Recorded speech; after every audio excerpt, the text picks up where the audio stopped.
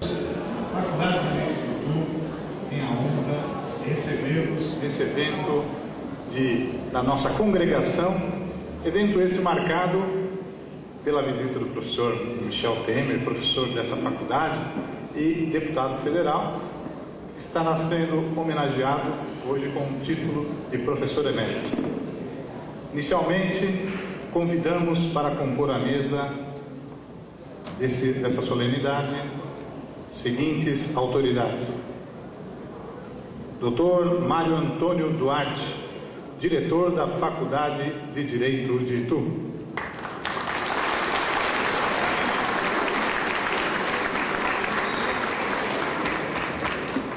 Professora Maria Beatriz Carvalho Melo Lobo, vice-reitora da UMC, Universidade de Mogi das Cruzes.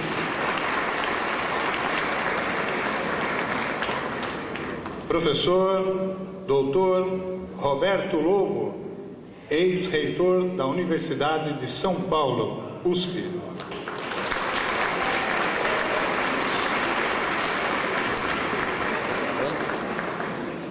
Dr. José de Melo Junqueira, diretor da Faculdade de Direito de Sorocaba.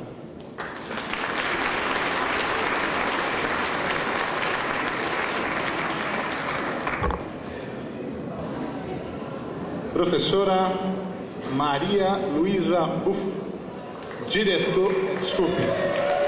professora representante dos docentes da FADTU.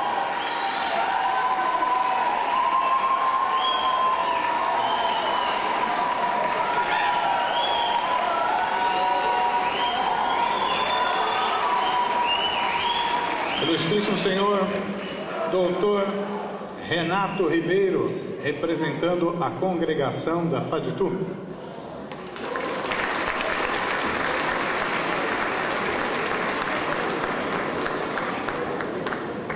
Chamo agora para compor a nossa mesa o nosso homenageado, deputado Michel Temer, professor emérito da FADTU.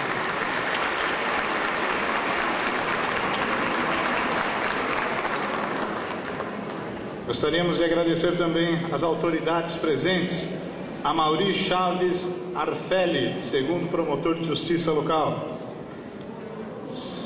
Dr. Alexandre Augusto Risse de Souza, quinto promotor de justiça, Dr. René Pascoal Liberatore, presidente da OAB de Itu, representando o Dr. Luiz Flávio Durso, presidente da OAB. Agradecemos também a presença do excelentíssimo senhor José Geraldo Garcia, prefeito de Salto. Agradecemos também a presença do senhor Dr. José Almir, presidente da Ordem dos Advogados do Brasil de Barueri. Também a doutora Mariana de Lara Fávero, representando a doutora Elcimara da Silva, presidente da OAB de Porto Feliz. Também a excelentíssima senhora Eva Maria de Oliveira Campos, vice-presidente da Câmara Municipal de Conchas. Doutor Erval de Oliveira Júnior, presidente da OAB de São Roque.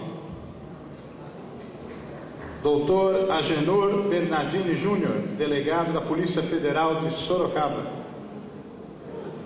Gostaríamos de agradecer também a senhora deputada Rita Passos, deputada estadual de São Paulo. A doutora Rosana Petrilli, presidente da OAB de Indaiatuba.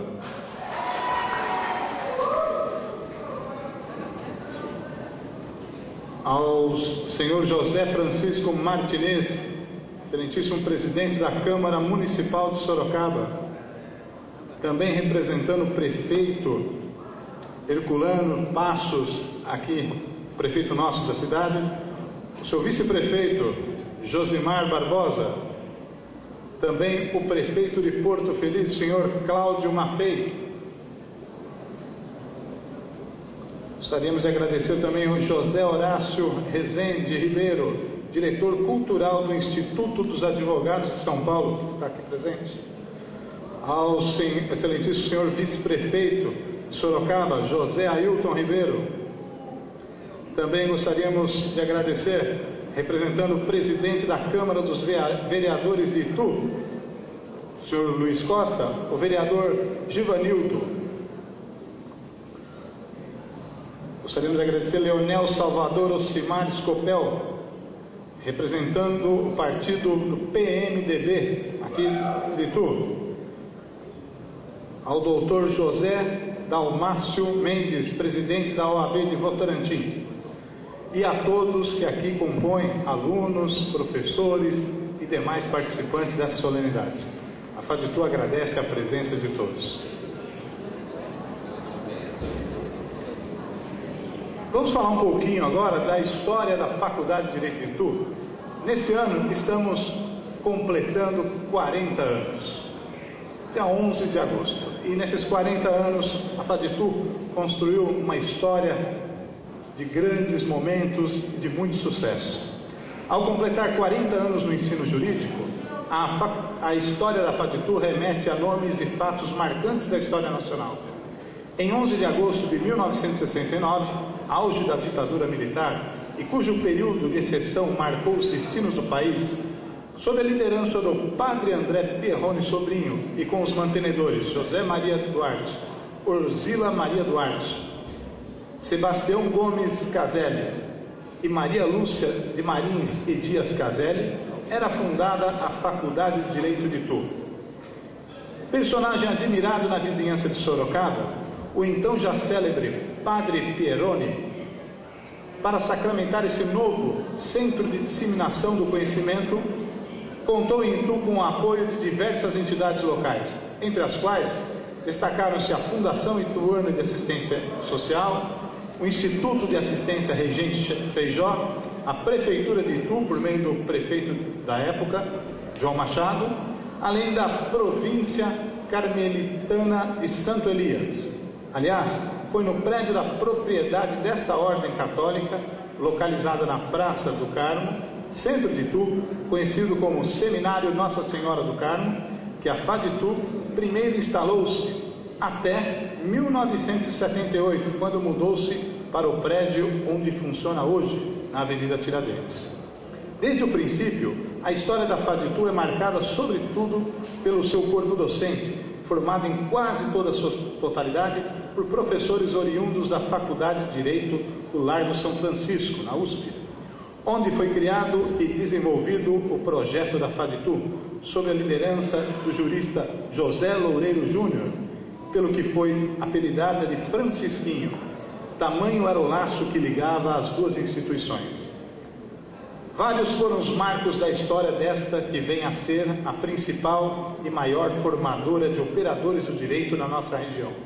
Em todos figuram pessoas ilustres que alicerçaram na FADITU o ensino jurídico de qualidade e a máxima compreensão da importância do estudo e do conhecimento para a preservação da dignidade humana.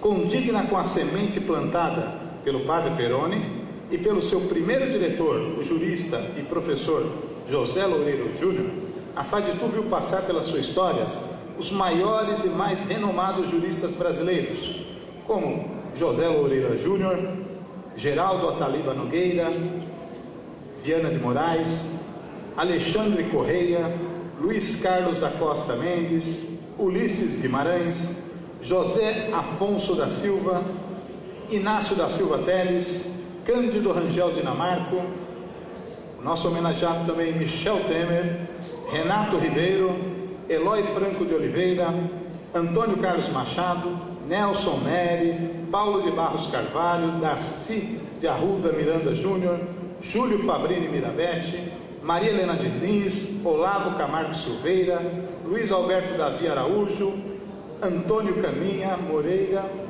Sérgio Luiz Monteiro Salles, Sérgio Seixi Shimura, entre tantos outros que se fizeram na casa docentes do maior brilho.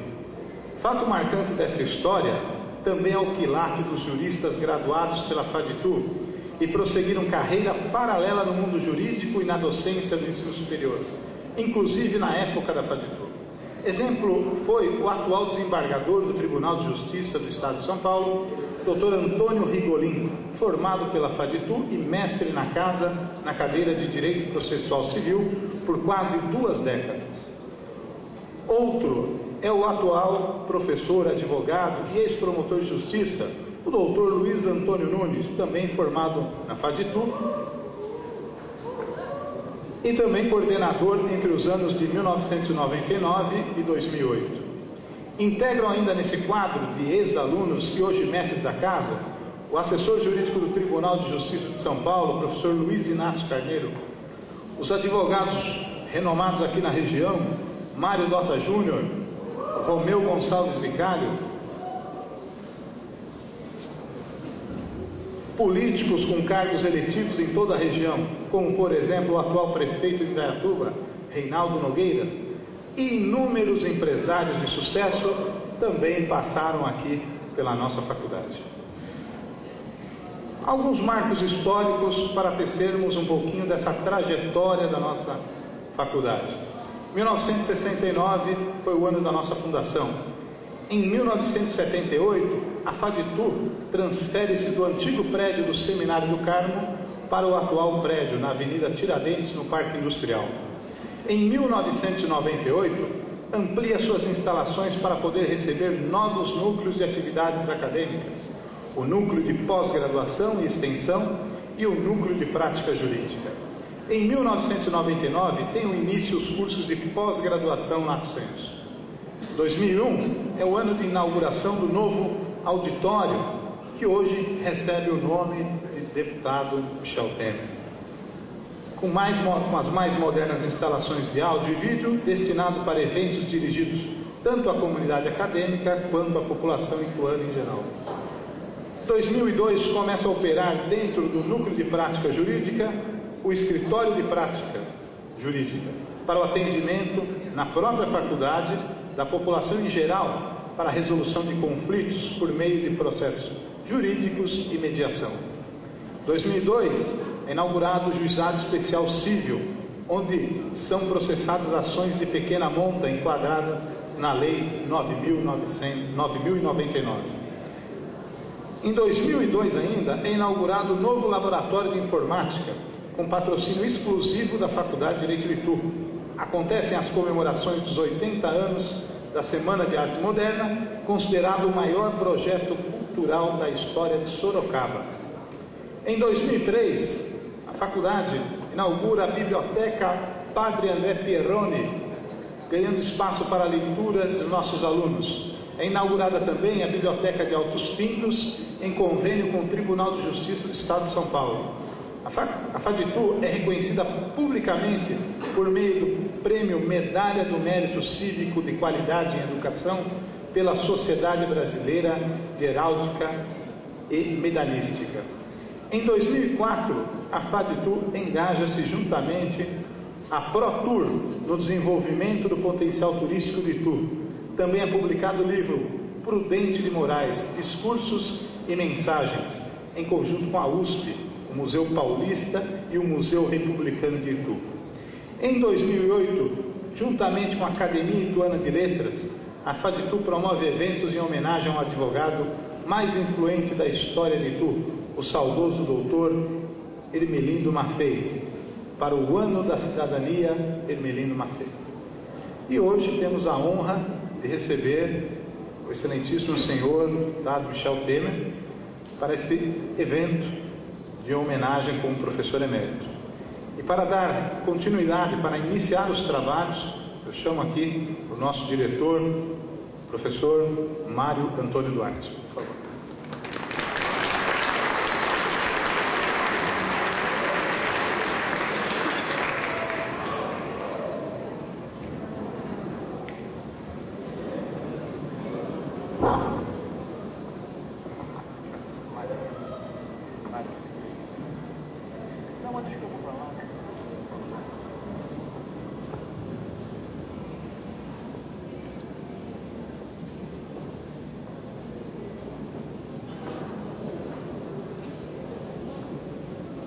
Senhoras e senhores, boa noite.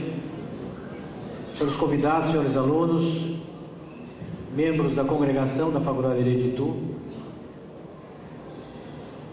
digníssimos componentes da mesa.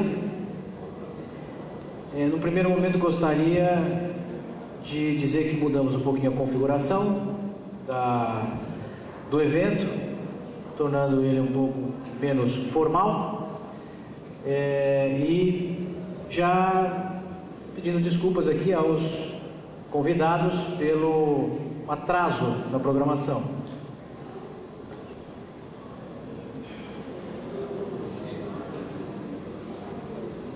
Gostaria de esclarecer que o professor Renato Ribeiro é um convidado de honra no evento, em virtude de ter sido um dos professores que compôs aquele grupo de professores que iniciou a FADITU e foi, na verdade, companheiro do homenageado da noite, professor,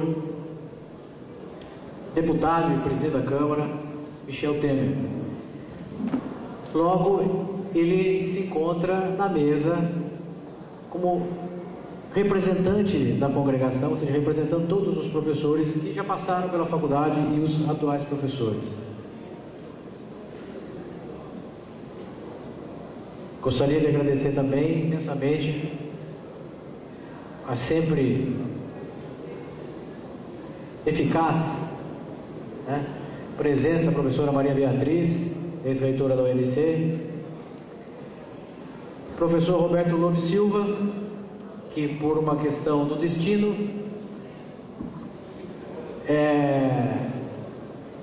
mantém de uma maneira ou de outra a nossa ligação com a USP, foi reitor da USP e é conselheiro, é membro do Conselho de Administração da Faculdade de Direito de Itu, é um conselheiro do CONSAD. Professor José de Melo Junqueira, digníssimo diretor da FAC Sorocaba, grande amigo. É com grande satisfação que o temos na casa. A nossa, diríamos, co-irmã, mas é mais ou menos isso, FAC Sorocaba. Partilhamos de ideais muito parecidos, compartilhamos durante um bom tempo professores, então é uma honra, uma satisfação tê-lo aqui, representando essa instituição. Professora Maria Luísa Bufo. Eu levantei a bola, eu fiz silêncio, vocês não falaram nada.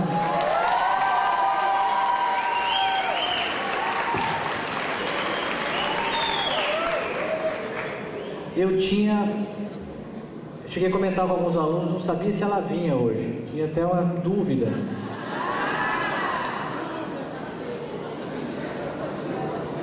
Porém, cá está ela. Por várias razões, não só pela ligação afetiva que ela tem com o professor Michel de longos anos, afetiva como nós temos também, só que, gente, vamos esclarecer uma coisa, vamos com calma. A professora Maria Luísa Bufo, ela iniciou a carreira jurídica dela na FADITU pelas mãos do professor Michel Temer. O professor Michel Temer era o titular da cadeira de Direito Constitucional. Quando ele teve que se ausentar, veio logo substituí-lo, por indicação dele, o professor Luiz Alberto Davi Araújo, que foi meu professor. Em seguida, teve um período o professor Sérgio Rezende, foi por indicação do Dr. Michel também, deu um período de aula, e em seguida o Dr. Michel colocou a professora Maria Luísa para substituí-lo, e desde então ela permanece na casa, se eu salvo engano, 22 anos. Então, esta que é uma tradição, na verdade, de um professor titular normalmente fazer o seu sucessor. Aconteceu com o professor Antônio Rigolin, que foi aluno do professor, então, Cândido Rangel de Lamarck, e assim que se formou, o Cândido de Lamarck o trouxe para ser seu assistente.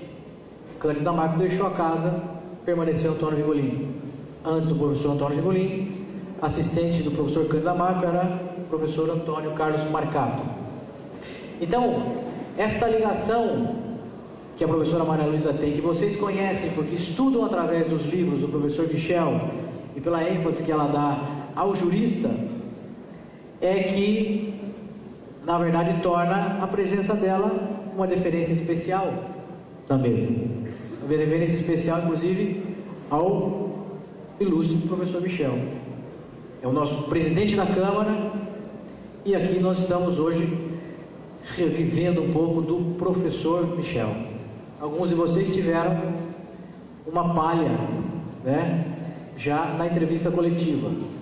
Então, não me alongando mais, tenho que agradecer também aqui a presença do ilustre coordenador do curso da Faculdade de Direito de Itu, professor Ailton Bueno Scorsolini.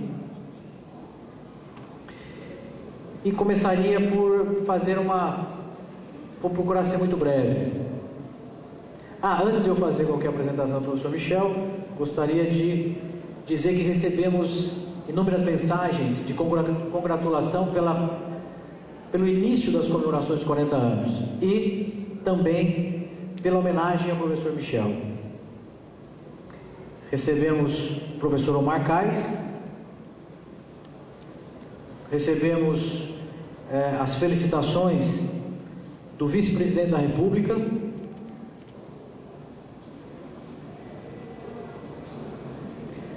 do ministro, Gedel Vieira Lima, ministro de Estado da Integração Nacional,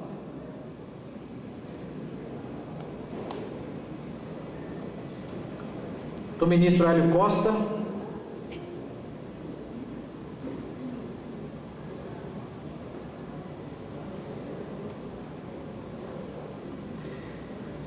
o professor José Afonso da Silva não pôde estar presente, estaria em Brasília hoje, eu pude falar ao telefone. O professor Antônio Carlos Marcato tinha uma audiência em Jaú e pediu para dar um grande abraço ao professor Michel, parabenizá-lo pelo evento.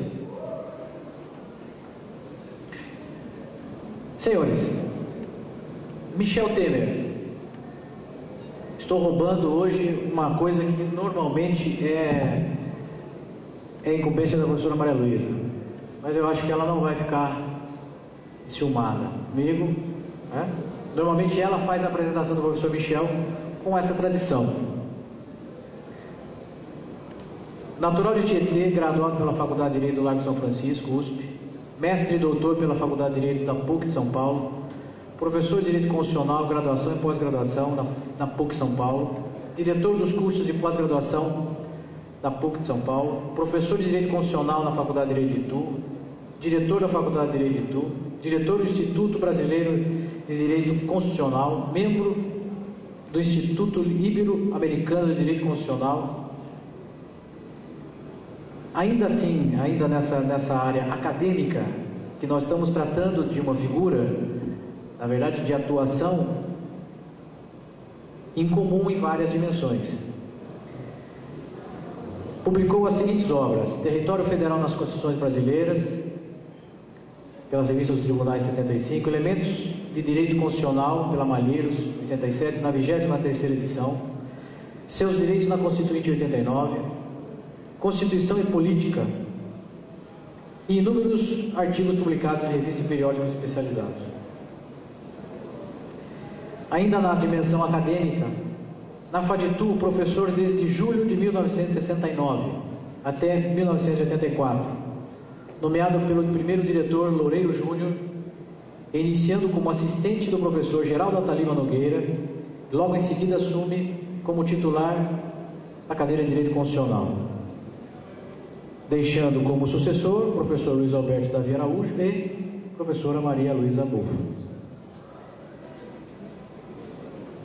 Exerceu os seguintes cargos públicos: diretor técnico científico da Fundação para o Livro Escolar do Estado de São Paulo, hoje FDTE, procurador do Estado, procurador-geral do Estado de São Paulo, de 83, 84 e 92, secretário da Segurança Pública do Estado de São Paulo, de 1984 a 86, de 92 a 93, secretário de Governo do Estado de São Paulo de 93 a 94.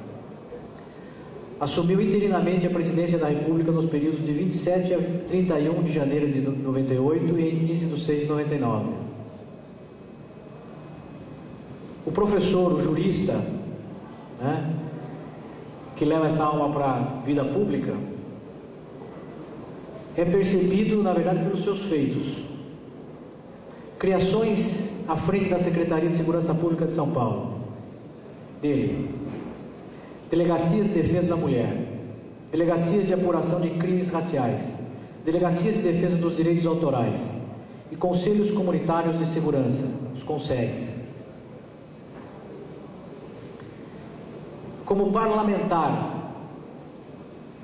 já é outra dimensão, né?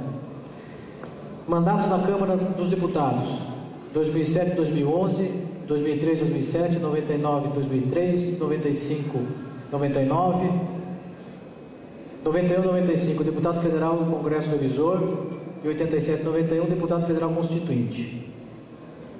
Atividades parlamentares: Assembleia Nacional Constituinte, membro da Subcomissão do Poder Judiciário do Ministério Público, 87, membro da Comissão de Organização dos Poderes e Sistemas de Governo, 87, membro da Comissão de Sistematização, 87 e 88, membro da Comissão de Redação, 88 e 89. Câmara dos Deputados, membro das seguintes comissões: Defesa do Consumidor, 94, Meio Ambiente, 94, Constituição e Justiça, Redação e Redação, 94, 95 e 96, e Comissão de Trabalho, Administração e Serviço Público, 95 e 96, Comissão de Fiscalização Financeira e Controle, 96 e 97.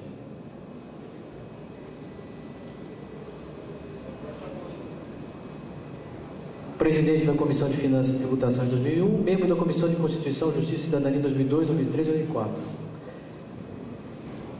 Ainda assim, aqui se vê a alma do jurista e do cientista do direito e do professor. Projetos aprovados, agora como parlamentar: de combate ao crime organizado, Lei 90.34.195. Criação de juizados especiais, Lei 9.099 de 95. Código de Defesa do Consumidor. A garantia do direito de voto dos cabos e soldados e da inviolabilidade dos advogados no exercício da profissão. Lideranças.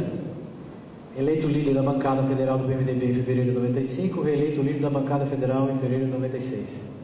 Presidente da Câmara em 97 a 98, 99 e 2000 e 2009 agora 2010. Presidente nacional do PMDB desde 2001. Vale a pena lembrar que da história da República somente 3 parlamentares assumiram a presidência da Câmara por 3 vezes: Flávio Marcílio, Ulisses Guimarães e Michel Temer. E é uma grande satisfação que 2 deles tenham sido professores da FADTU.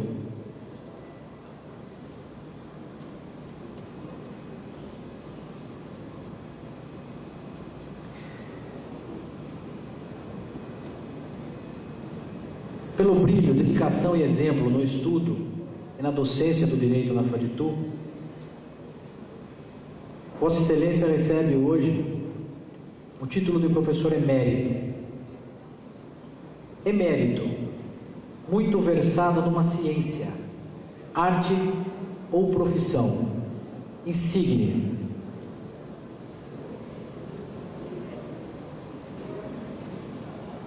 O professor Michel Temer fez da ciência do direito uma profissão e da docência e da política uma arte.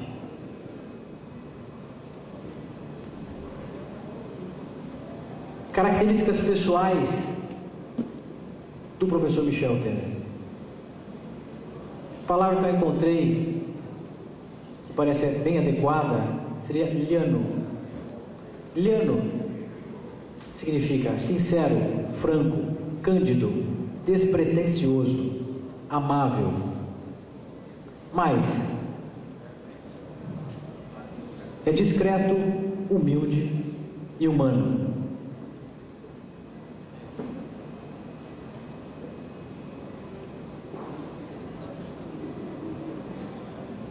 Uma outra característica pessoal é que esse brilhante professor,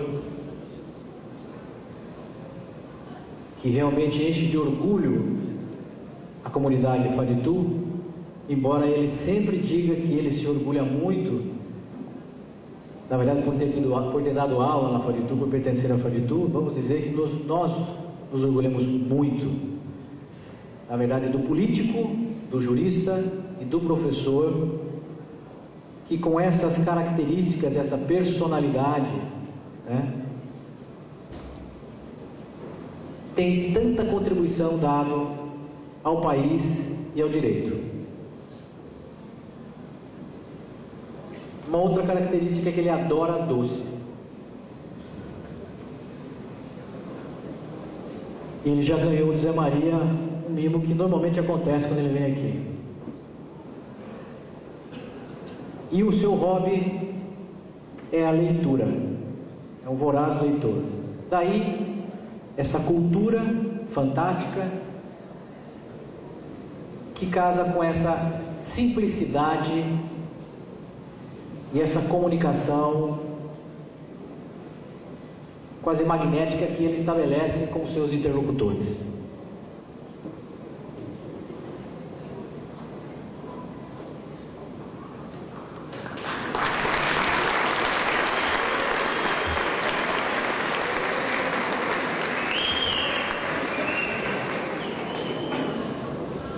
Eu tinha deixado ali na mesa, gostaria de convidar o professor Michel Temer para receber da Faditu o título de professor emérito.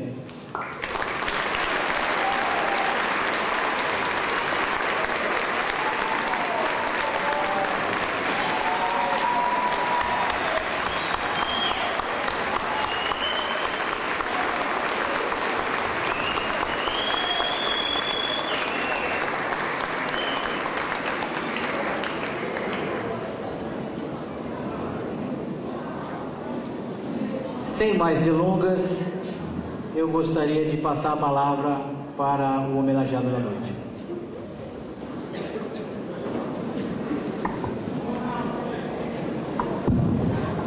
Olha, eu quero cumprimentar, em primeiro lugar, os companheiros da mesa.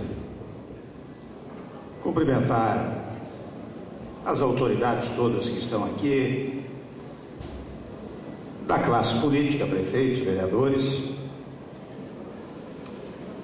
e da classe advocatícia, porque eu vejo que aqui estão muitos presidentes das seccionais da OAB da região. E quero cumprimentar muito significativamente os alunos da Faculdade de Direito de Itu. Eu posso dizer que são meus alunos.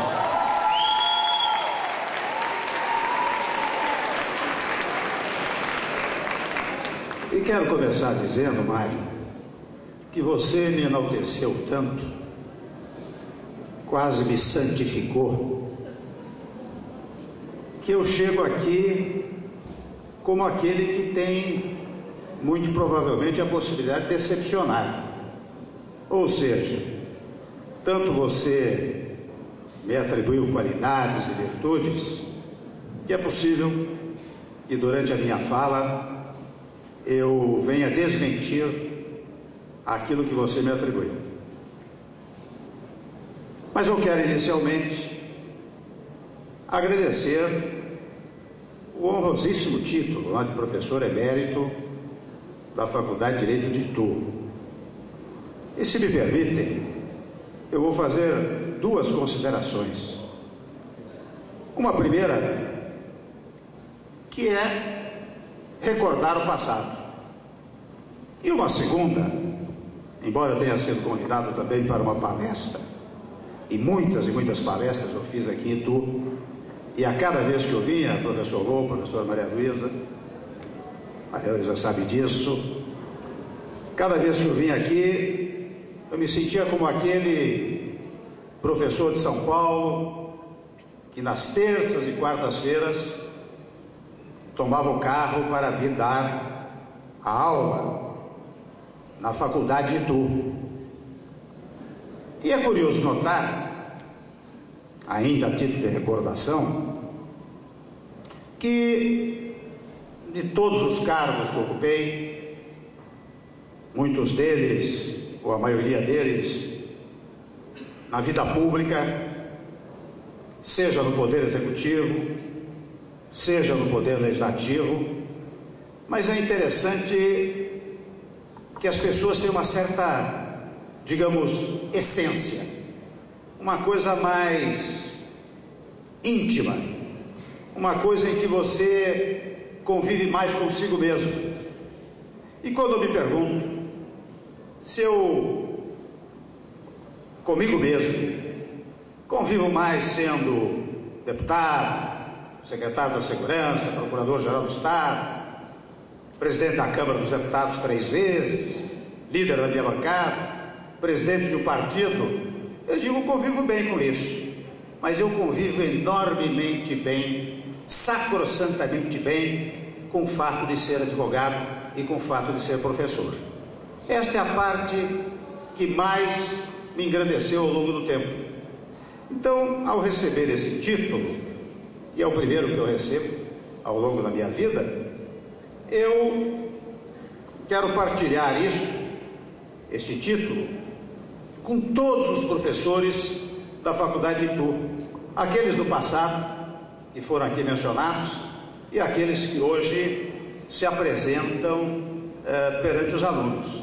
Acho que é uma honraria que diz mais respeito, digamos, à minha intimidade do que à minha publicidade.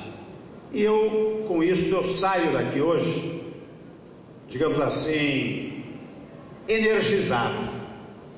Eu saio animado no sentido da alma engrandecida, no sentido da ânima envaidecida. Eu saio daqui incendiado por este gesto de carinho da Faculdade de Direito de Itu, os seus 40 anos. Eu falar da Faculdade de Direito de Itu, ainda há pouco me perguntava um repórter, eu dizia, olha, a faculdade não cresceu apenas fisicamente, porque eu me recordo, as primeiras aulas que dei no segundo semestre de 1969, se processaram, Junqueira, ao lado do Renato, no Fórum de Itu, na verdade no Tribunal do Júri, porque ainda não se houvera instalado fisicamente a Faculdade de Direito, que depois foi para o Convento do Carmo.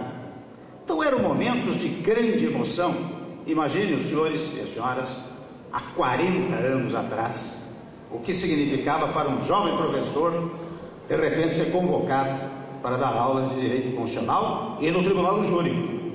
Eram poucos alunos que se tornaram todos meus amigos, e este é um dado muito interessante, porque ao longo do tempo, aqueles que foram nossos alunos, tornaram-se amigos, e devo dizer, aqui vai um fato que é sabido, quando me candidatei à Assembleia Constituinte, em 86, os meus maiores cabos eleitorais eram os ex-alunos aqui da Faculdade de Direito de Itu. Então eu tenho gratíssimas recordações da Faculdade de Itu, até por razão geográfica. Eu sou de Tietê, vivi a minha infância em Tietê e, portanto, Itu era uma coisa muito familiar para mim quando garoto. Então é com muita emoção, viu, Mário Duarte, que eu recordo aqui a figura do Zé Maria, a figura do Dona Orzila, a figura do nosso querido Sebastião Caselli, da doutora Maria Lúcia, que foram pessoas todas que me incentivaram, professor, na minha carreira universitária e na minha carreira pública. Portanto, nesta primeira fala, eu quero registrar esses fatos, que acho que eu sou devedor desse testemunho em relação à Faculdade de Direito de Itu. E agora, como o Mário Duarte me disse, olha, você faz uma palestra, Eu não quero cansá-los, tipo uma aula de 1 hora, mas eu quero aproveitar a oportunidade, já que aqui há alunos da faculdade que se tornarão advogados, juízes, promotores públicos, procuradores, delegados de polícia, enfim, ao mencionar estas carreiras, eu quero também significar que, por mais que haja bacharéis em direito, o campo profissional para os bacharéis de direito ainda é muito farto. É uma coisa incrível o número de concursos públicos para as carreiras jurídicas e, sobre mais, também o número das necessidades derivadas dos litígios individuais ou coletivos que estão sempre a exigir a presença do advogado. Aliás, num país em que a cultura, e olha que falo muito à vontade, porque sou presidente da Câmara dos Deputados, mas num país onde a cultura política exige que o legislativo só se considere produtivo se produzir um número infindável de leis, a nossa tendência é esta. A nossa tendência é produzir uma enormidade de leis, novas leis, e estas novas leis, evidentemente, instalam um novo sistema no relacionamento entre as pessoas e as coletividades, e com isto, ou seja, com a produção exacerbada de leis, eu estou tentando deter, o que se verifica é um aumento da área da chamada litigiosidade social, que leva inúmeras, incontáveis questões ao Poder Judiciário, em matéria tributária, em matéria trabalhista, a qual a nova lei, o doutor Junqueira, que é juiz desembargador, sabe disso melhor do que eu, a cada nova lei surge uma conflitância geradora de milhares de litígios no Poder Judiciário. E é curioso como nós não trabalhamos muito com conceitos, como nós nos esquecemos de obviedades. E muitas vezes, professor Lobo, eu faço palestras e digo, se eu quisesse rotular essa minha palestra, eu diria, este é o discurso do óbvio. Mas é interessante como é importante recordar obviedades. É importante como as obviedades são esquecidas. É importante como os conceitos não são trabalhados. É curioso como as pessoas lidam muito mais com pontuações do que com conceituações.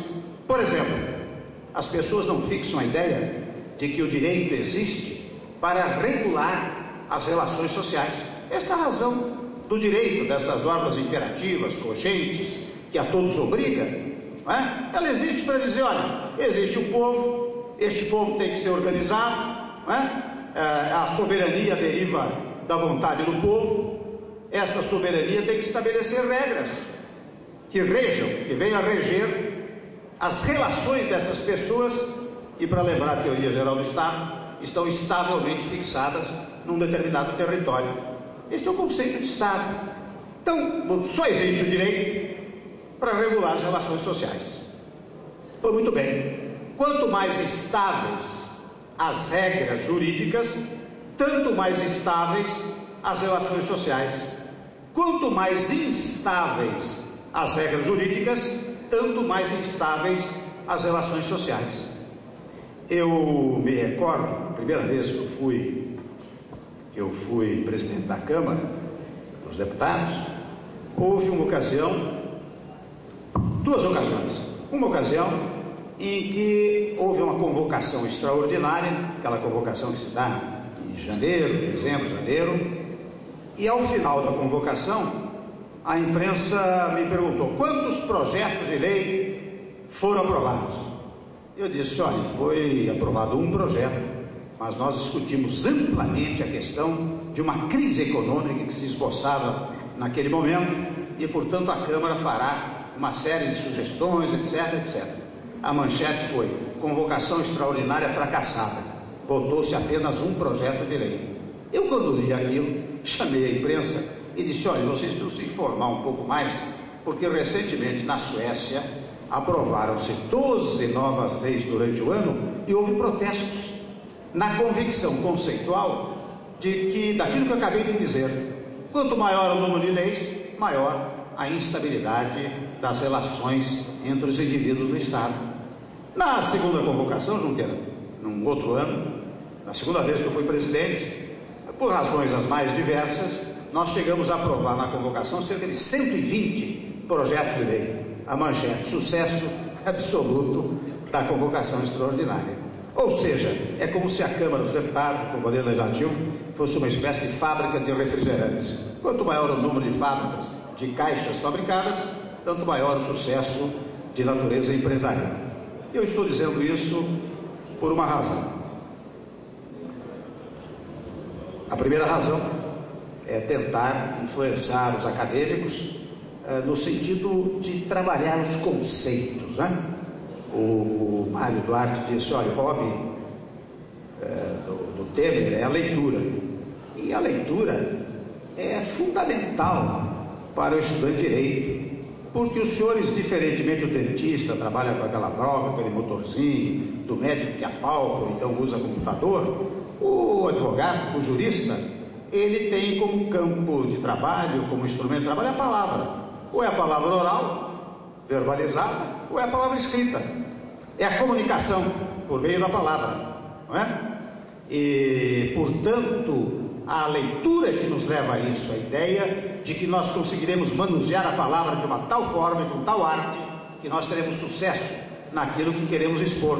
Seja o advogado, seja o juiz adora sentença, o promotor adora o parecer, o delegado formular a sua peça no inquérito policial, é sempre a palavra o instrumento de trabalho do advogado.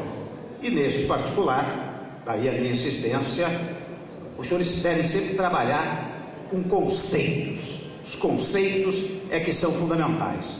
E no conceito advocacia, no conceito advogado, que inicialmente os senhores e as senhoras serão, convém registrar uma coincidência curiosa. É a coincidência entre a figura do advogado e a instituição chamada democracia. Porque, na verdade, o advogado, tal como os demais profissionais, é também um técnico. Ele tem um instrumento determinado de trabalho, ao utilizar a palavra, que é a interpretação da estrutura do Estado, que está num instrumento chamado Constituição da República Federativa do Brasil, e que se chama Constituição porque vem do verbo constituir, não é? Estou dizendo aqui obviedades, porque a Constituição é uma lei, é a chamada lei maior. Nos compêndios até, as pessoas costumam chamar lei maior como sinônimo de Constituição. Na verdade, a Constituição que é sinônimo de lei maior, porque ela vem, a constitui, é uma manifestação constituinte que estabelece uma sociedade denominada Estado, tanto que o Estado brasileiro atual não é o Estado de 1824, nem de 1891. O Estado brasileiro, juridicamente, é o Estado que nasceu em 5 de outubro de 1988. E foi precisamente neste Estado que nasceu em 5 de outubro de 88 que nós, como constituintes, fizemos inserir uma regra constitucional, portanto constante da estrutura do Estado brasileiro, que diz o seguinte: o advogado é indispensável à administração da justiça, sendo inviolável por seus atos e manifestações no exercício da profissão. Eu confesso, quando eu apresentei esta emenda na Constituinte, nós estávamos saindo até do sistema autoritário, um sistema extremamente centralizador e centralizador em torno da União, e na União em torno da figura do Presidente da República. Quando apresentei esta emenda, houve muita crítica de que se tratava de uma emenda de natureza corporativista, e eu tive que sustentar da tribuna, como venho sustentando há muito tempo, que o advogado é indispensável à administração da justiça, ou seja, aquele escrito que se estabeleceu na Constituição era consequência da própria função do advogado, tanto que a jurisdição, a capacidade de dizer o direito, que se entrega a um dos órgãos do poder, ao Poder Judiciário, ela só se manifesta se for provocada, e a provocação vem precisamente pela figura do O advogado. Ele é que movimenta a jurisdição. Ele é que a torna palpável, sensível, concreta, né? Ao levar um litígio ou a defesa de um litígio perante o poder judiciário. É interessante notar, são informações óbvias que eu vou dar, vou pedir licença aos doutos na mesa e aos demais, mas é interessante que a própria expressão, o vocabulário, né? O advogado, vem de um passado muito remoto, em que, mesmo ao tempo do absolutismo, o soberano, que concentrava em suas mãos todo o poder, ou seja, o legislativo, o executivo, o judiciário, eram funções que o soberano exercia por si ou por seus auxiliares. Quando havia um litígio qualquer, muitas e muitas vezes o soberano, alguém por ele, chamava alguém para ajudá-lo a expor as razões do litigante. E por isso que a origem é uma origem latina, é de ad vocatus, ou seja, aquele que é chamado. Para quê? Para ajudar o poder público, estou falando do passado, a proferir uma determinada decisão. Ele era o ad vocatus. E como o trabalho, naquele tempo, era uma coisa considerada indigna, não é? Aliás, faço um parênteses, né? Era tão indigno que quando surgiu a burguesia e começou a falar em negócio, a expressão negócio veio de nec, ócio, quer dizer, nada de ócio, não é? A própria expressão sacerdócio, é o sacro ócio, né? É o sagrado ócio, o religioso ócio. Mas o trabalho era considerado uma coisa indigna, por isso havia nobreza e tudo isso. Então, quando alguém era chamado, o advocatus, e alguém queria pagar-lhe alguma coisa, ele não pagava pelo trabalho, ele pagava uma honraria, um honor. Daí a expressão honorários, que subsiste até os dias atuais. Então, quando nós sustentamos isso na Constituinte, nós dizemos, olha, o advogado é indispensável à administração da justiça, e nós devemos fazer constar isso no texto constitucional. E como ele trata com sigilo do seu cliente, das questões do seu cliente, é preciso que ele seja inviolável por seus atos e manifestações. Então, por que é que eu liguei a ideia, em primeiro lugar, de advogado com democracia? Porque é precisamente a ideia da advocacia, do advogado e das suas consequências, de quem vai ser juiz, promotor, delegado, etc., liga-se aos chamados direitos fundamentais. O direito à ampla defesa é um dos principais direitos estabelecidos no chamado Estado de Direito, que está no artigo 5º da Constituição Federal. Esta nossa Constituição, até, diferentemente das demais, que ao abrir a estrutura do Estado, cuidava exatamente da organização do Estado, esta nossa não. Como nós saímos de um período politicamente autoritário, ditatorial, centralizador, o que se deu foi que a Constituição se abre praticamente com o capítulo dos direitos individuais e dos direitos sociais. E é precisamente no artigo 5º que está assegurado o princípio da ampla defesa, o princípio do contraditório, o princípio do duplo grau de jurisdição. São princípios fundamentais do nosso sistema que cabem ao advogado preservar. Por isso que eu desde logo, eu fui fazendo essa ligação entre o advogado e a democracia, porque ele é um dos suportes da democracia na medida em que garante o direito à mais ampla defesa. Mas é curioso, o professor Vinícius Seabra Fagundes, ele dizia, no Brasil, não adianta dizer uma vez, você precisa dizer, redizer, afirmar, reafirmar, pisar, repisar, enfim, conceituar muitas vezes. E sabe que recentemente, sem embargo desta expressão do artigo 133, eu fui procurado pela Ordem dos Advogados, que me pedia para propor um projeto de lei baseado no artigo 133, que garantisse a inviolabilidade do local de trabalho do advogado, ou seja, do seu escritório. E eu resisti um pouco, mas acabei propondo o projeto, que afinal foi aprovado e sancionado pelo presidente da República, para garantir, imaginem, a inviolabilidade do local de trabalho do advogado. E por que isso? E por aí vocês veem que muitas e muitas vezes é preciso fazer uma lei. É que começou a haver invasões de escritórios de advocacia em busca de um cliente, dos documentos de um cliente criminoso, delituoso, mas ao chegar-se ao escritório, levava-se não apenas aqueles dados, mas os computadores, os arquivos, os dados todos, e eu soube de advogados aqui em São Paulo que perderam o prazo de separação judicial, de inventário, de execuções, porque levou-se tudo aquilo que estava no seu escritório. Então, sem embargo do dispositivo constitucional, que já disse que a profissão é inviolável, foi preciso uma lei que dissesse que o local de escritório, o local de trabalho é inviolável. Ou seja, foi preciso dizer que a cocada era feita de coco no coqueiro, porque senão as pessoas não iriam levar a sério, não é verdade?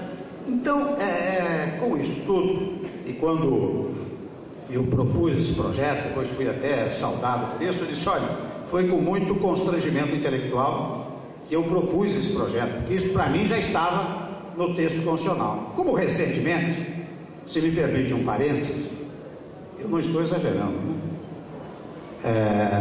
Eu há pouco tempo, na presidência da Câmara, eu dei uma interpretação ao fenômeno da medida provisória, e aqui eu entro num outro tópico com os colegas, os futuros colegas. É que a interpretação mais prestante é a interpretação sistêmica, ou seja, de todo o sistema constitucional, não é? A mais pedestre das interpretações é a interpretação literal, em que você lê e acha que está tudo solucionado ali. Se fosse só ler, bastaria que as pessoas fossem alfabetizadas e acabou, o sujeito vira advogado, o que seja. Mas não é assim. É por isso que os senhores fazem um curso de 4, 5 anos numa faculdade de Direito para aprender a interpretar o sistema. E eu vou dizer uma coisa a vocês da interpretação do sistema, que eu penso que talvez fique muito clara esta ideia que eu quero expressar. A medida provisória, ela foi estabelecida pela Constituição de 1988. A medida provisória é, digamos assim, uma lei produzida pelo presidente da República, né? Então, o presidente da República no nosso sistema pode legislar. Mas o que acontece com o nosso sistema? A Constituição estabeleceu que o Brasil é um Estado democrático de direito. Ela poderia dizer o Estado de Direito, já se entendia o que queria dizer. Um Estado democrático, já se entendia o que se quis significar. Mas disse mais, disse o Brasil é um Estado democrático de direito, porque toda e qualquer constituinte, toda e qualquer Constituição, ela nasce muitas vezes para se opor ao sistema político anterior. E o sistema político anterior era um sistema autoritário, ditatorial. Então, estabeleceu-se um sistema democrático, alicerçado no quê? Qual foi a primeira ideia? A primeira ideia, olha aqui, aqui nós vamos instituir em definitivo uma separação entre os poderes, entre os órgãos do governo. Para dizer obviedade, legislativo legisla, executivo executa, judiciário julga. Cada um tem uma função típica, dizia eu na interpretação que eu dei e que eu vou logo apontar qual foi a solução. Então, quando você tem o legislativo com a capacidade de legislar, toda e qualquer exceção a esse princípio tem que ser interpretada restritivamente e nunca ampliativamente. Então, o que convivem no texto constitucional? De um lado, o legislativo com a capacidade para legislar. De outro lado, o presidente da República com a capacidade para legislar por meio de medida provisória. Portanto, a interpretação referente à capacidade, à competência do presidente da República há de ser uma competência, uma interpretação restritiva. Ao longo do tempo, se entendeu, por força de um dispositivo constitucional, que a medida provisória, que está estabelecido na Constituição, 45 dias depois de sua edição, ele tranca todas as deliberações legislativas. Esta é a expressão constitucional. E o que se entendeu ao longo do tempo, inclusive eu nunca me detive neste ponto, que se houvesse uma medida provisória, 45 dias depois não foi examinada, ela tranca a pauta da casa onde se processa o exame da medida provisória. Portanto, não se pode ir a votar emenda constitucional, lei complementar, lei ordinária, decreto legislativo, nem resolução. Num dado momento, eu acordei para o seguinte interessante: a medida provisória, ela só pode versar sobre matéria que é objeto de lei ordinária. E medida provisória não pode modificar a Constituição. Medida provisória não pode versar sobre matéria de lei complementar. Não pode versar sobre matéria de decreto legislativo e resolução.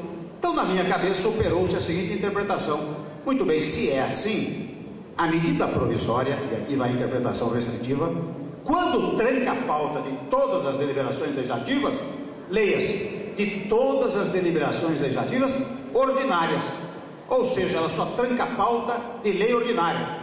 Se chegar aos 45 dias, eu não posso examinar, discutir, votar um projeto de lei ordinária, mas posso discutir emenda à Constituição, lei complementar, decreto legislativo e resolução. E dei esta interpretação. Ela foi objeto até de um mandado de segurança contra o meu despacho lá na Câmara, e indo ao Supremo Tribunal Federal, foi com pedido de medida liminar, e a liminar foi negada, e o ministro Celso de Mello, que é aqui de Tatuí, o ministro Celso de Mello do Supremo Tribunal Federal, negou a liminar com um despacho de 15 páginas, um despacho primoroso, referendando a minha posição, e eu pude então, a partir daí, começar a votar emendas à Constituição, leis complementares, o que estou fazendo desde a semana passada. Por que eu estou...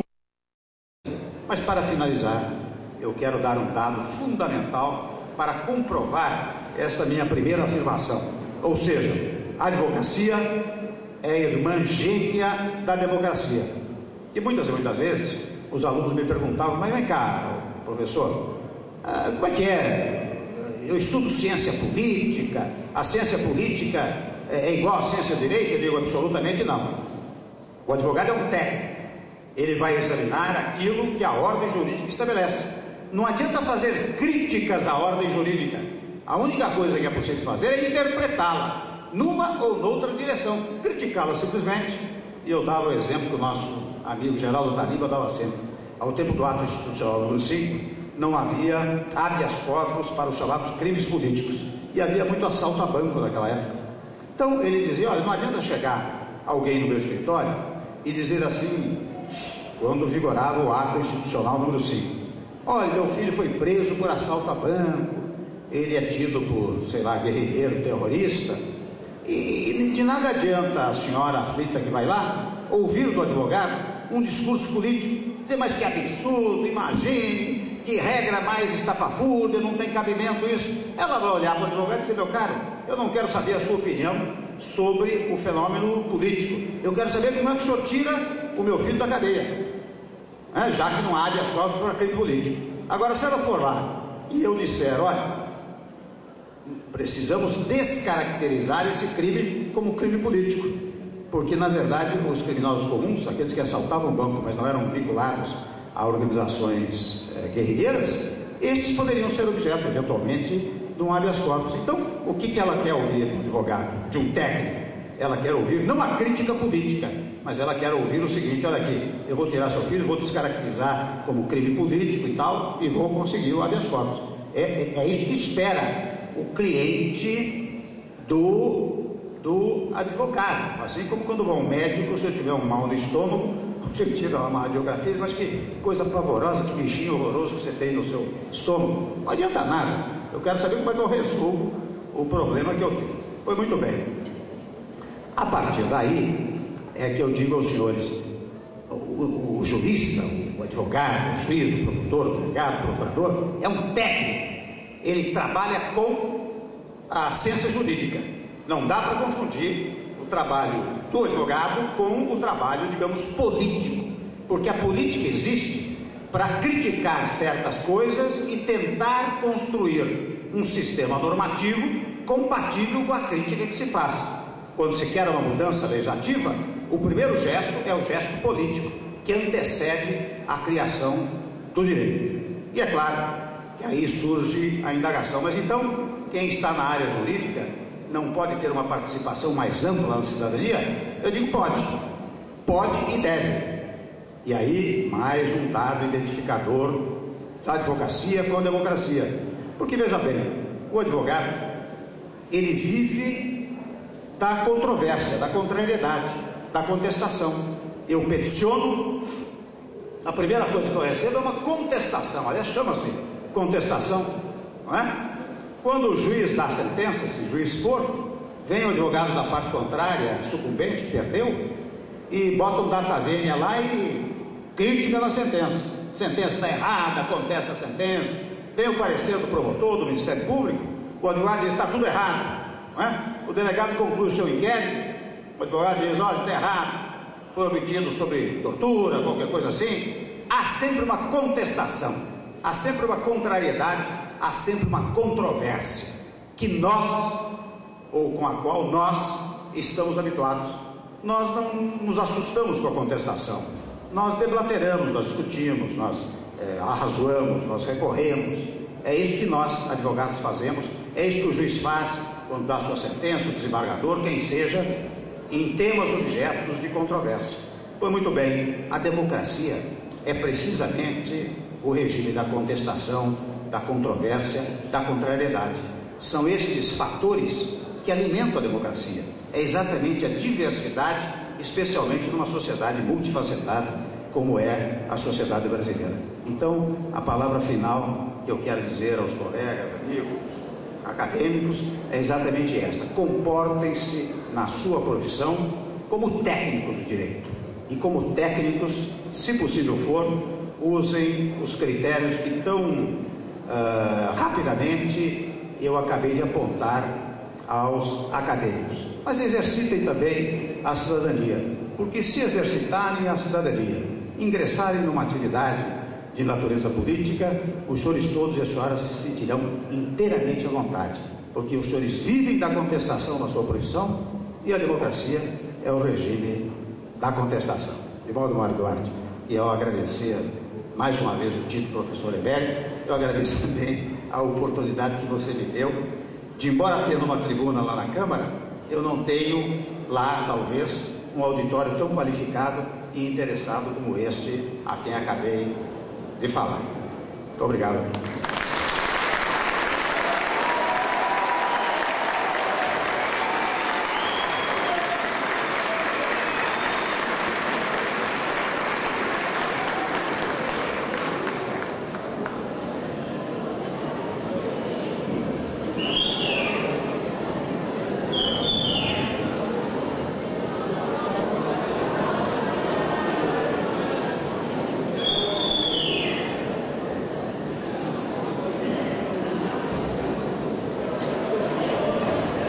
Senhoras e senhores, agora eu pergunto, fiz algum elogio exagerado? Eu vou abrir, se a mesa me permite, um pequeno espaço para que vocês possam elaborar algumas questões para o professor Michel, antes de encerrarmos. Tem um microfone circulando? Tem? É só levantar a mão, quem queira fazer qualquer pergunta, e será levado o microfone até aí. Queria pedir, antes de encerrarmos, ao pessoal aí do fundo, que por gentileza, diminuam o ruído.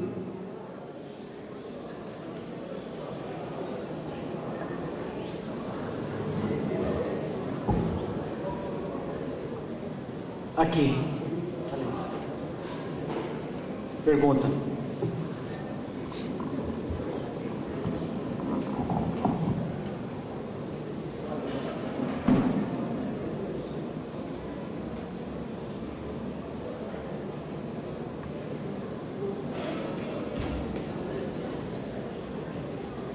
Boa noite a todos, especialmente ao professor Michel Temer. Gostaria de dizer que, antes de tudo, com cautela, que com certeza professora Maria Luísa está de olho, e se eu disser alguma impropriedade, naturalmente vou levar um puxão de orelha dela, não sem merecimento. Professor, eu gostaria de indagar com o senhor, sobre um assunto que está na pauta, e o senhor, como legislador constituinte, e vem acompanhando, e depois revisou, é sobre o voto aberto. Há um clamor, eu acho que nacional nesse sentido, e várias PECs já foram arquivadas. Hoje existe, me corrija por gentileza, acho que é a PEC 50/2006, de autoria do senador Paulo Paim. Mas está meio quieto, se fala e para um pouco. Eu gostaria de saber, será que na legislatura do senhor teremos um presente de ter um voto aberto no Congresso Nacional?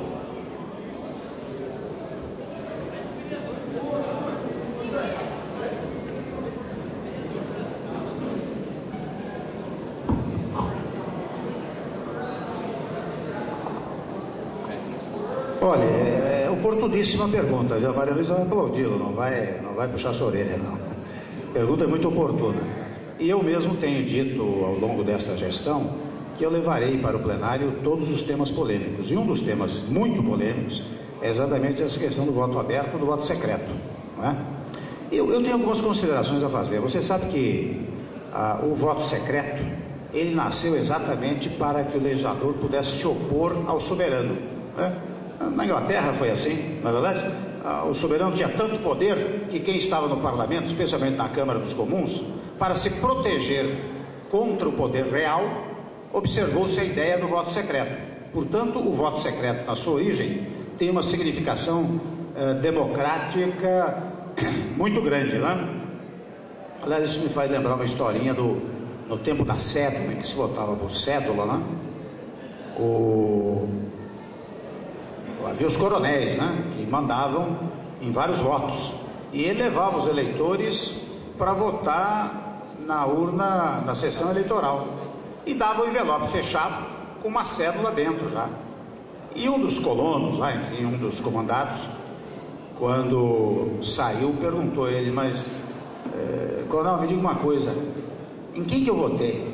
E ele disse: rapaz, não pergunta isso, o voto é secreto, né? Quer dizer, a ideia é uma plaga, né? Mas o voto secreto é exatamente para proteger o indivíduo contra o poderoso.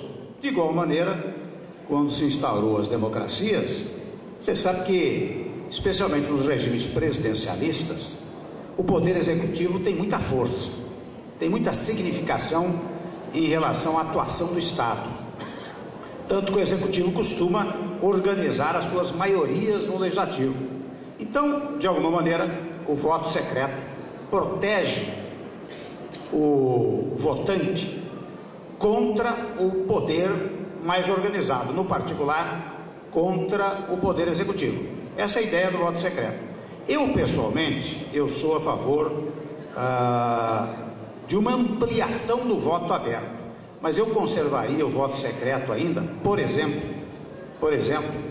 para a eleição nas casas legislativas.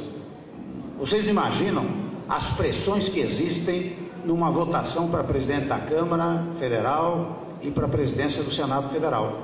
Então não é possível abrir o voto nesses casos.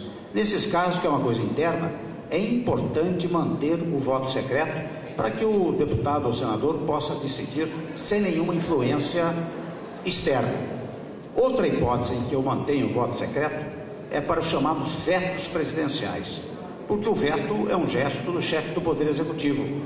E o deputado ou senador pode eventualmente,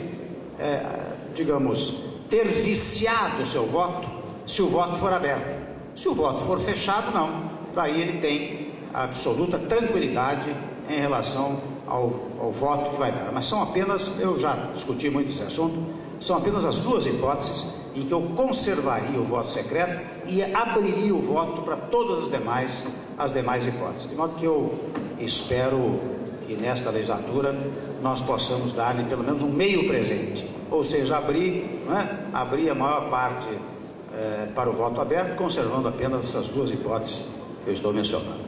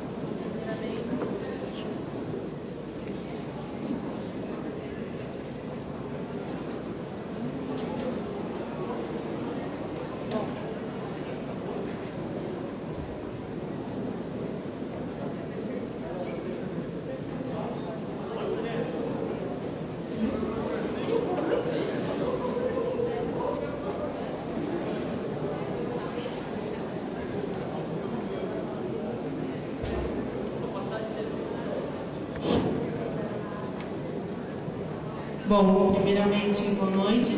Sendo mais direta e menos culta, uma questão que eu tenho já elaborado comigo mesma, juntamente com a minha amiga Samara,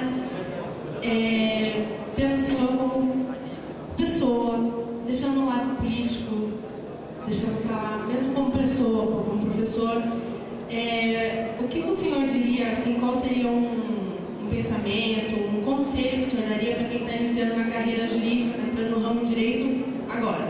Quem está iniciando tudo isso agora, o que o senhor diria para essas pessoas? Olha, é difícil dar conselho, não é? Eu diria o seguinte: quem quer ingressar na carreira jurídica, não é? Tem que estudar muito. Em primeiro lugar, preparar-se acentuadamente. Eu, quando dava aulas na PUC, e acho que aqui em tudo também fazia isso, eu chegava na sala e dizia o seguinte: olha aqui, vocês fiquem sabendo que eu recebo para dar aula, quem paga são vocês. Então não tem essa história de faltar aula, achar que está enganando o professor, porque se aqui, dizia muito na PUC, dizia, olha, se vocês todos forem embora, não estiverem aqui, eu vou mais cedo para o escritório, ganho do mesmo jeito e vou ganhar minha vida. Então, eu quero dizer, o horário da aula é um horário de trabalho, é um horário de estudos. É preciso aproveitar muito a aula que vocês têm e depois, naturalmente, continuar a estudar na sua casa, onde esteja, né, no ônibus, enfim, onde quer que haja uma oportunidade de estudos. Depois, se a senhora fosse seguir o meu exemplo, eu me formei e fui prestar um concurso, né? Eu prestei concurso para procurador do Estado. Na época até permitia-se, havia o regime da liberdade para advogar, ou seja, você entrava na procuradoria, só não poderia advogar contra o Estado, né?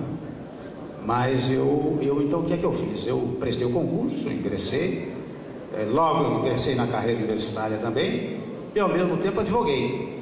Agora é interessante como todas as três coisas estavam interrelacionadas. O que eu fazia na procuradoria, eu fazia na advocacia, o que eu fazia na advocacia, fazia no magistério, não é? Então eu acho que é isto. Na profissão mesmo, você tem que fazer tudo aquilo que se apresenta pela sua frente. Hoje, eu confesso que no meu tempo de advocacia, era um pouco mais simples. Eu era um advogado individualizado, batia a máquina de escrever, batia a procuração. Hoje as coisas estão muito mais ágeis, né? Hoje há escritórios de advocacia, sociedades, empresas de advocacia, né? E acho que nós estamos encaminhando para isso. Mas eu só posso dar o conselho por aquilo que eu vivi. Se eu fosse a senhora, eu sairia de prestar um concurso que seria extremamente útil para ficar na área jurídica e com sucesso.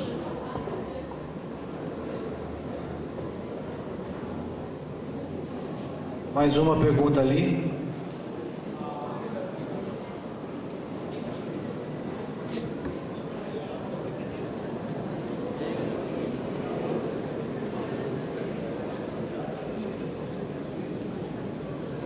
Bom, primeiro é um prazer estar aqui na presença de Vossa Excelência.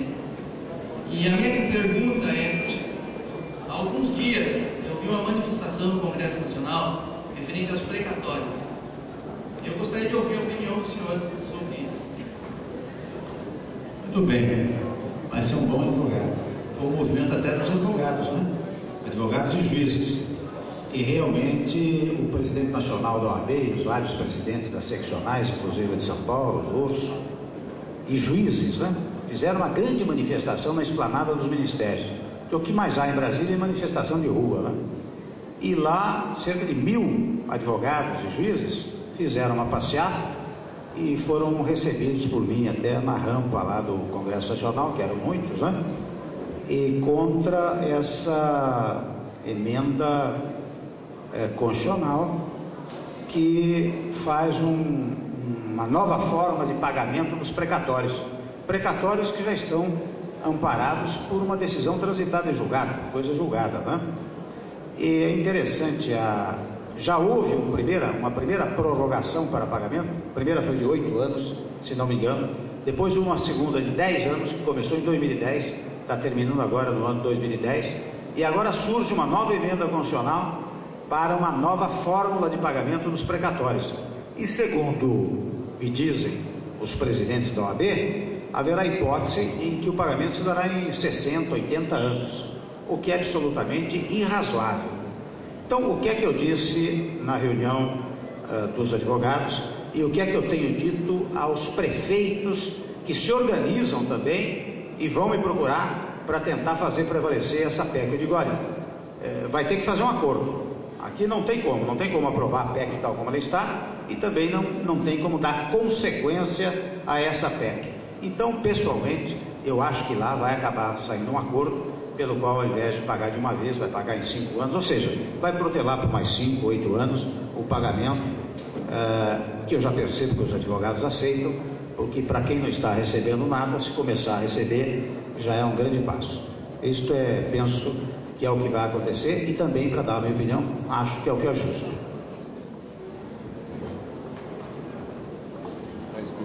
Muito bem, senhores.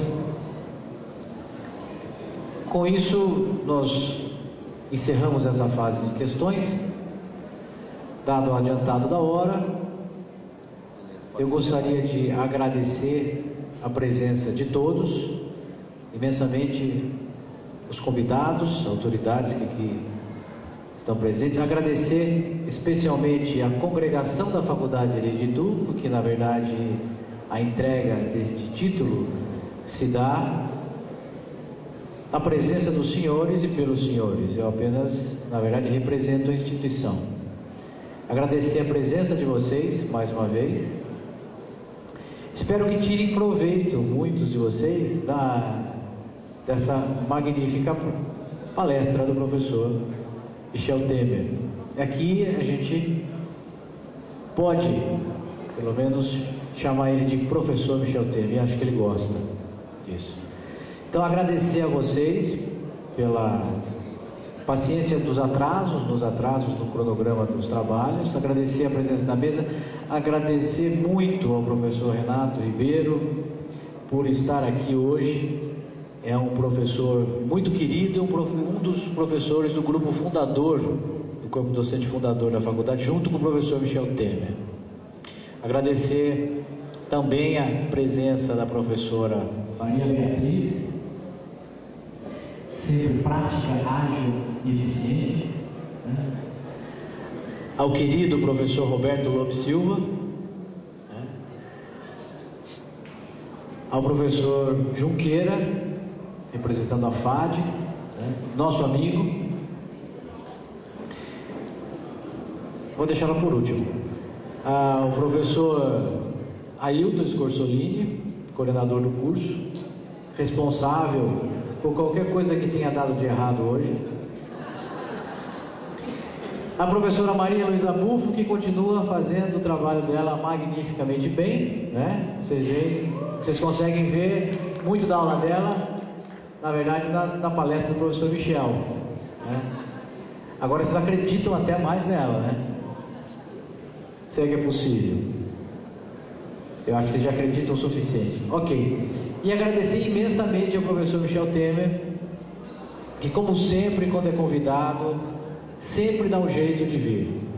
Vocês não sabem, mas ele viria abrir o ano. A primeira aula da faculdade esse ano seria dele. Contudo, nós iniciamos as aulas no dia 3 de fevereiro. E a eleição da Câmara era dia 2.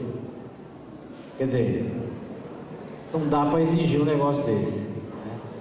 E aí a questão das agendas, a dificuldade, aquelas complicações, Câmara, etc. Até que nós conseguimos, que ele fez aí uma mexida enorme na agenda dele e veio direto de Brasília para cá hoje. Agradecer imensamente. Das duas vezes, das várias que ele teve aqui, duas que ele esteve, nós dissemos aqui que o receberíamos da próxima vez como presidente da Câmara. E uma característica dele realmente é uma dessas características que eu disse, que é de não ser uma pessoa pretensiosa. Não, imagine, veio o presidente da Câmara as outras duas vezes. Agora a gente está na dúvida. Tudo indica que em 2010, se o senhor não vier depois de outubro, provavelmente virá como vice-presidente da República. Não sei de quem, mas com certeza deve ser como vice-presidente da República. A disputa está grande, não porque o político tenha a decisão, ele escolher, ele decidir, vou ser vice-presidente de Lula ou de Serra, mas porque as circunstâncias normalmente fazem com que as coisas aconteçam assim para ele, como foram das outras vezes. Correto? Então, senhoras e senhores, eu acho que vamos aplaudir de pé nosso professor emérito e esperar recebê-lo como vice-presidente da República.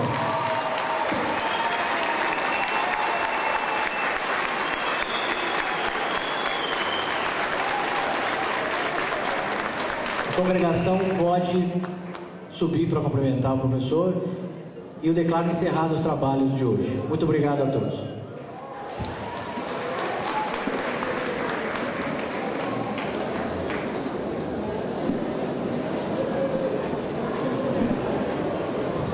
Os convidados podem, por gentileza, se dirigir ao mezanino, tá?